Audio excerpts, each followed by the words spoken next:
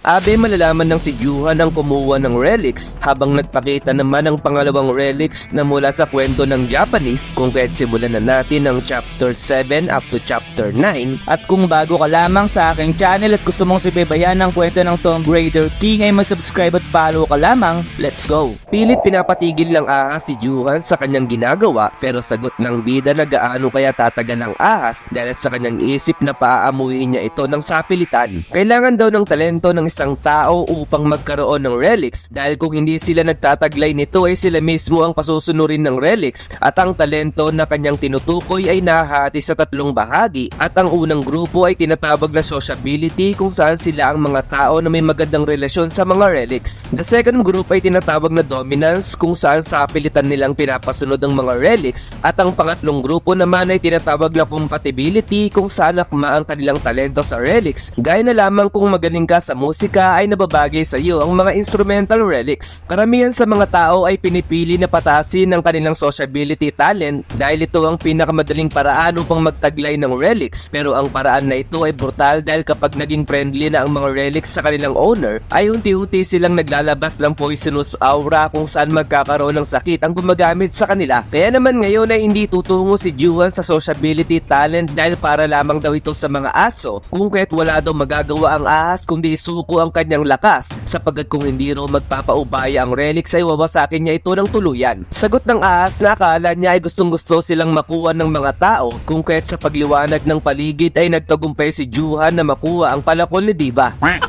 Nagpakita ang system sa kanya kung saan nagkaroon siya ng title at panibagong skill at ngayon ay tatlo na ang kanyang skill na tinataglay. Ngayon ay kailangan na lamang ni Juhan na buksan ang pang-apat niyang skill at isang title muli ang binigay sa kanya bilang relics abuser kung saan nasa rank A+ na ang kanyang dominance. Sinabi niya sa uwak na paano daw siya naging relics abuser pero wala naman daw siyang pakialam kung bumaba man ang kanyang sociability talent at isang boses ang kanyang narinig mula sa likod. Gaya daw ng hula ay ito mismo ang sinabi sa kanya wika ni Abe habang sa isip ni Juhan na mas mabilis na karating ang dalawa higit sa kanyang inaasahan at ngayon ay naglabas ng bagay si Abe upang ibato sa tubig. Sa isip ng bida na huli na ang pagdating nila Abe at mukhang kailangan niyang obserbahan ng dalawa dahil feeling niya ay magiging sagabal sila sa hinaharap at tinanong sa sarili kung kailangan ba niyang patayin ang dalawa. Subalit bigla niyang napansin na nasa kalahati na ang usage ng kanyang patalim at ito raw ba ang pagpapaalala sa kanya ng uwak na mag-isip siya ng mabuti. Nagulat si Abe dahil hindi nangyari ang sinabi sa hula na kailangan niyang magbato ng bagay para lumabas ang relics at nasabi ni Linda na meron palang user sa Japan na kayang mahulaan ang hinaharap. Sagot ni Abe na may ibang tao na ang nakakuha ng relics na ibig sabihin na mas maraming tao na ang nakakaalam sa mga ito at sagot ni Linda na base sa mga bakas ay tiyak na may ibang tao na ang nakauna sa kanila. May tunog na narinig ang dalawa na siyang kagagawa ni Juhan at naisip nito na paano daw kaya makakatakas ang dalawa sa oras na magsimula ng gumuho ang libingan. Sa pag-utos ng bida sa relic na i-close na nito ang libingan ay isang pagyanig ang nangyari sa paligid habang ang bida ay chill-chill lang sa paglalakad ay nagmamadali namang lumabas ang dalawa kung saan sila nagmula. Sa paglabas ni Juhan ay nasabi nito na ang exit pala ay nakatugon sa manhole na ito at sa pagbalik niya sa kanyang apartment ay bumalik na ang lahat sa normal. Tanong ni Juhan kung bakit natutulala si Dongyun at sagot nito na bigla na lamang nawala ang malaking umbok ng lupa sa kanilang tirahan at sagot ng bida na kung ganun daw pala ay bumalik na sila dahil siya ay nagugutom na. Pinakita naman si Abe kung saan sinabi sa kanya na may isa pang hula kung saan may taga-Korea ang mauunang makakuha ng relic at kanyang reklamo na bakit ngayon lamang ito sinabi sa kanya at sagot ng kanyang kausap na hindi agad ito nagpakita sa hula. Tanong ni Abe kung hindi raw ba agad nabasa ulit nila ang kanji na sinulat ng manghuhula at sa pagsagot ng oo ng kanyang kausap ay nagalit si Abe dahil akala niya daw ay naresolban na ang problemang ito kung kaya't sagot ng kanyang kausap na gagawin nila ang lahat para hindi na ito maulit kung kaya't gawin na lamang daw ni Abe ang kanyang trabaho. Mas mainam din daw kung mag-ingat si Abe dahil mukhang hindi ordinaryong tao ang kumuha ng relics ayon sa hula at sinabi rin sa hula na ang taong ito ang siyang sasakop sa mundo. Pinakita muli ang bida kung saan nangangalap ito ng impormasyon at nasabi na malaki talaga ang naitutulong ng linguistic skill dahil nababasa niya ang lahat ng lengguwahe subalit wala pang masyadong impormasyon tungkol sa mga relics. Kailangan niya raw malaman malaman ang pinaplano ni Taejun, subalit wala siyang makitang impormasyon tungkol sa company nito. At tanong naman ni Dong Yun na nababasa daw ba ng bida ang lahat ng yun na siyang sinang-ayunan naman ni Johan. Tanong niya kay Dong Yun kung may alam ba ito tungkol sa TKBM Corporation dahil gusto lamang daw niyang malaman ang tungkol sa CEO nito. At sagot naman ni Dong Yun na bakit gusto itong malaman ng bida sapagkat kung related ito sa trabaho ni Johan ay hindi papansinin ng malaking kumpanya ang isang maliit na kumpanya. Sagot ng bida na nag-resign na siya sa kanyang trabaho at biglang naisip na gagamitin niya ang mga tauhan nila yung Tae upang kumalap ng impormasyon tungkol kay Taejun. Pinakita naman ng grupo ng mga bugok kung saan tanong nila kung ano na ang kanilang gagawin ngayon at sagot ng isa na dahil sa pagkakahuli nila yung Tae ay hindi na nila pwedeng ipagpatuloy ang negosyong ito at sagot ng isa na kasalanan nito ni Johan kung kaya't kailangan nila itong gantihan. Naging masaya naman ang dalawa at handang sumuporta sa paghihiganti at sagot naman ng isa na siya raw si Songwoo na siyang handang magbayad ng utang na loob kila yung Tae, subalit isang tawag ang kanilang natanggap mula sa telepono. Nakita nila na tumatawag ang bida at napatanong kung bakit sila tinatawagan nito ngayon at sa pagsagot nila ng hello ay tanong ng bida kung bakit matagal ang kanilang pagsagot. Nagalit si Songwoo at sinabing paano daw nito nagawang ipakulong sila yung Tae at sagot ng bida na manahimik muna sila sapagkat alam niya na hindi pa din nagsasara ang kanilang negosyo. Kung hindi pa rin daw nagsasara ang negosyo ay nais ng bida na pumunta ang tatlo sa magaganap na Midas dahil ang Midas ang siyang pinakamalaking sikretong auction house sa mundo na makikita sa Las Vegas at dito mo makikita ang greatest treasure ng mundo kung saan pinupuntahan ito ni Taejun at ng ibang mayayamang tao. Ito ang pinakamaganda na lugar upang makakuha ng relics at kung maglalagay siya ng tao sa Midas ay malalaman niya ang impormasyon tungkol kay Taejun. Utos niya na sa loob ng isang buwan ay kailangan ng tatlo na maganap ng items para sa kanya at mangalap ng impormasyon tungkol kay Jack Kayman na siyang alias ni Taejun at kung magbibigay daw ng peking impormasyon ng tatlo ay papatay niya sila. Pagalit na sagot ni Songwoo na paano sila makakapunta sa Midas dahil narating lamang nila ang meron sila ngayon dahil sa koneksyon ni Nuna, pero sagot ni Juhan na sila na ang bahala doon at dahil negosyo ang kanilang pinag-uusapan ay babayaran niya ang tatlo depende sa quality ng impormasyon na kanilang ibibigay. Sagot ni Songwoo na kahit gaano daw kalaki ang halaga na ibabayad ng bida ay hindi sila makikinig dito, pero sagot ni Juhan na kung ayaw nila ng kanyang offer ay tatabi na lamang niya ang pera, pero kahit ano daw ang mangyari ay walang magagawa ang tatlo kundi pumunta sa Midas sapagkat mukhang kulang pa daw ang pambubugbog na kanyang ginawa para matauhan ng tatlo. Pinatay niya agad ang cellphone at sinabing magbibigay na lamang siya ng karagdagang detalye sa tatlo at dahil tapos na ang kailangan niya para mahanap si Taejun ay tutungo na siya para maganap ng relic. Binalita sa TV na may matandang nagbalak magpakamatay sa pamamagitan ng pagsunog sa sarili at naisip ng bida na related kaya ito sa pagpapakita ng susunod na libingan at sa paglabas niya sa pinto ay sinabi ng isang lalaki na gaano pa daw ba katagal tatayo ang bida sa harap ng pinto dahil hindi siya makadaan. Nakilala ni Juhan si Abe bilang nagbalak kuhanin ng gold and silver axe relics at naiintindihan niya na ang nangyayari dahil kung nandito raw si Abe ay ibig sabihin na malapit lang dito ang susunod na libingan. Taglay daw kasi ng Japan ng relic na kayang manghula ng hinaharap kaya sagot ni Juhan na tumahimik daw si Abe dahil sa palagay daw ba nito ay hindi siya nakakaintindi ng Japanese. Kaya sagot ni Abe na isa din bang Japanese ang bida at humihingi ito ng sorry dahil mainit lamang ang kanyang ulo. Biglang humingi ng sorry si Juhan dahil Korean lamang daw ang kaya niyang salitain at napahiyaw muli si Abe dahil bakit daw siya ginagago ng bida at pang-aasar ni Juhan na si Abe daw kasi ang nagsimula kanina. Tanong ni Abe kung kilala daw ba siya ng bida habang sa isip naman ni Juhan na may dalang relic si Abe sa kanyang bulsa. Pero kahit hindi niya ito alam ay gusto niya pa din itong makuha habang pilit siyang pinapahinto ni Abe. Sa paghawak ni Abe sa kanya ay sinabi nito na isang kagandahang asal ang pakikinig kung kinakausap siya ng isang tao pero binugahan ni Juhan ng alak si Abe sabay humingi ng sorry dahil hindi niya daw ito sadya. Sagot ni Abe na kailangan daw siyang bayaran ni Juhan sa pagdumi ng kanyang damit at sa pagdukot niya sa bulsa nito ay nalaman niyang isang bracelet at isang case relic ang dala ni Abe. Kung nanakawin niya daw ito ngayon ay mahalata siya ni Abe kaya sabi niya dito na patawarin na siya ni Abe dahil hindi naman niya ito sinasadya. Sabay nakita niya ang isang bagay na siyang pagmamayari ni Abe at nasabi na kailangan nitong ingatan ng kanyang ID. Pagalit na kinuha ni Abe ang kanyang ID at naisip na kapag nalaman ng tao na mula siya sa Japanese excavation team ay magiging komplikado ang lahat at isang pagyanig ang nangyari sa lupa at nang ito ay maramdaman ng lahat ay labis silang nangamba habang sa isip ni Juhan na ito na ang udyat sa pagpapakita ng libingan. Sa pag-alis ni Juhan ay nasabi ni Abe na ang nangyayaring pagyanig ay ayon pa din sa hula at in-update niya ang kanyang superior sa nangyayari at sagot sa kanya na may kailangang malaman si Abe dahil nakatanggap sila ng panibagong hula na ang kumuha sa gold and silver axe relics ay malapit sa kanya at kailangan daw mag-ingat ni Abe sa inumin ng gin bulag. Naalala ni Abe ang pangyayari kung saan natapunan siya ng beer at napatanong na kung si Juhan daw ba ang sinasabi sa hula. Kaya naman agad niya itong hinanap at nagmadaling tumakbo at bilisan daw ng kanyang kausap ang pagbibigay ng sinabi sa hula habang si Juhan naman ay nakakaramdam ng aura ng pagkasabik sa dugo sa kanyang paligid. Bigla siyang pinigilan ni Abe sa paglalakad at sa pagtutok ng kanyang baril ay wag raw gagalawang bida at buksan nito ang kanyang bag